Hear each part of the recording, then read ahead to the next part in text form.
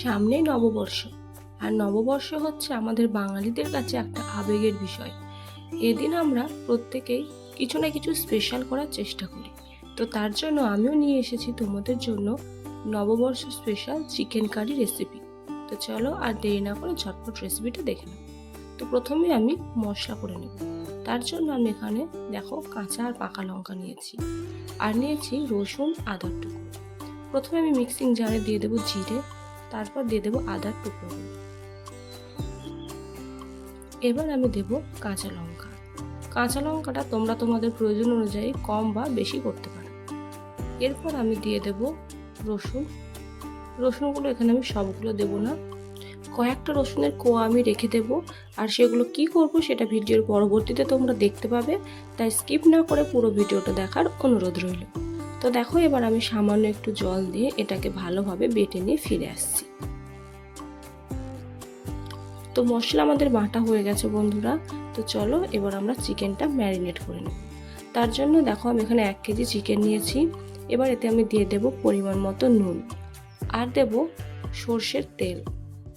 সর্ষের তেল দিলে কিন্তু খুব ভালো লাগে ম্যারিনেশনের সময় কিন্তু। এবার আমি দিয়ে দেব বেটে রাখা সেই মশলা।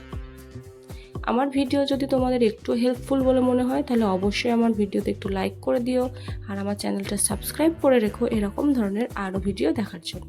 তো দেখো, এবার আমি ভালো করে হাত দিয়ে মাংসটা চটকে চটকে মেখে নিচ্ছি। যত ভালো মাখা হবে বন্ধুরা, তত চিকেনটা রান্না করার পর খেতে টেস্ট হবে। তো মাখা হয়ে গেছে আমার। এবার আমি এটা কম করে 1 ঘন্টা মতো রেস্টে রেখে দেবো।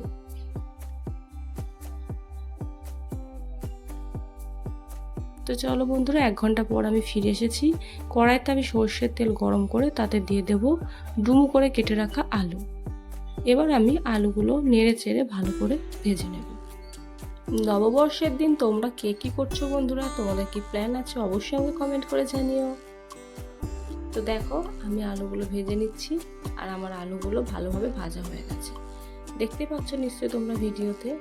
এর থেকে বেশি আর ভাজার প্রয়োজন নেই।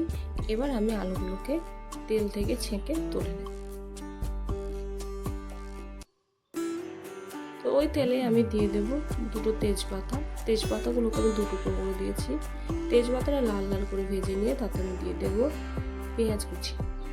এবার আমি পেঁয়াজ কুচিটা খুব ভালোভাবে নেড়ে চেড়ে বাদামি করে ভেজে নেব। তো চলো এটা ভেজে নিয়ে আমি ফিরে আসছি। তো দেখো বন্ধুরা, পেঁয়াজ আমাদের ভাজা হয়ে গেছে। এই পর্যায়ে আমরা দিয়ে দেবো সেই রসুনের কোয়াগুলো, যেগুলো আমরা গোটা রেখেছিলাম। এটাও আমি ভালো করে পেঁয়াজের সাথে একটু নেড়ে চেড়ে ভেজে নেব। নববর্ষের দিন অনেকে অনেক জায়গায় ঘুরতে যায়, অনেক মজা করে। তো তোমরা নববর্ষের দিন কি করছো বন্ধুরা? অবশ্যই আমাকে জানিও কিন্তু। তো দেখো, এবার আমাদের পেঁয়াজ ভাজার পর এতে আমি দিয়ে দেবো সেই ম্যারিনেট করা চিকেনটা। এবার পেঁয়াজের সাথে আমি একটু চিকেনটাকে ভালোভাবে কিছুক্ষণ নেড়ে নেব। দেখো, কিছুক্ষণ নাড়ার পর আমি যে গামলায় ম্যারিনেশন করতে দিয়েছিলাম সেই ম্যারিনেশন করা পাত্র দিয়ে কিছুটা জল দিয়ে ধুয়ে দিলাম, আর দিলাম হলুদ আর কাশ্মীরি লঙ্কার গুঁড়ো। এবার খুব ভালোভাবে সমস্ত উপকরণ আমি মিশিয়ে নেব এবং ভালোভাবে কষিয়েও নেব। এবার আমি এতে দিয়ে দেব একটা টমেটো কুচি। টমেটো কুচিটা দিয়ে আমি আবারও খুব ভালোভাবে এগুলোকে নেড়ে নেব। নাড়ার পর আমি একটা ঢাকনা দিয়ে ঢেকে দেব।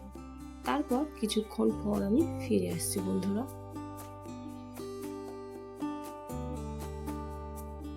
তো দেখো বন্ধুরা, আমি ঢাকনা দেওয়ার পর খানিকক্ষণ পর ফিরে এসেছি, আর দেখো চিকেন থেকে এখন অনেকটাই জল ছেড়ে দিয়েছে। এবার আমি খুব ভালোভাবে এগুলোকে একটু নেড়ে দেব।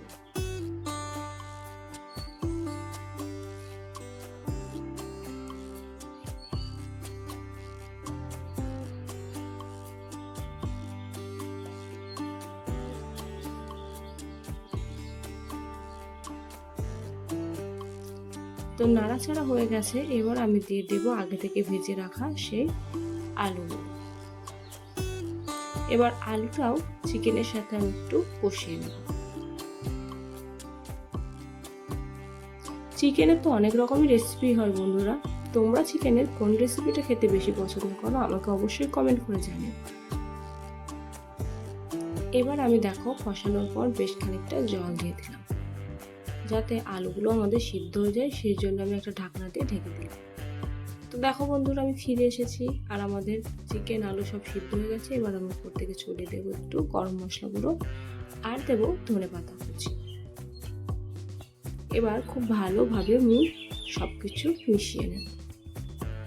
মিশিয়ে নেওয়ার পর আমি আবারও একবার ঢাকনা দিয়ে ঢাকা দেবো, তার কারণ পুরো মশলার গন্ধটা আমাদের চিকেনের সাথে মিশে যাবে। তো দেখো আমি ফিরে এসেছি কিছুক্ষণ পর, আর দেখো চিকেনটা দেখে কত সুন্দর লোভনীয় মনে হচ্ছে না বন্ধুরা। তো এবার আমি এটা একটা অন্য পাত্রে তুলে নেব।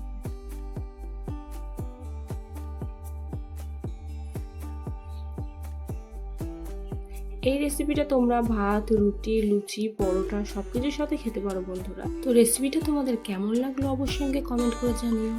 আবার দেখা হবে নেক্সট ভিডিওয়ে। বাই।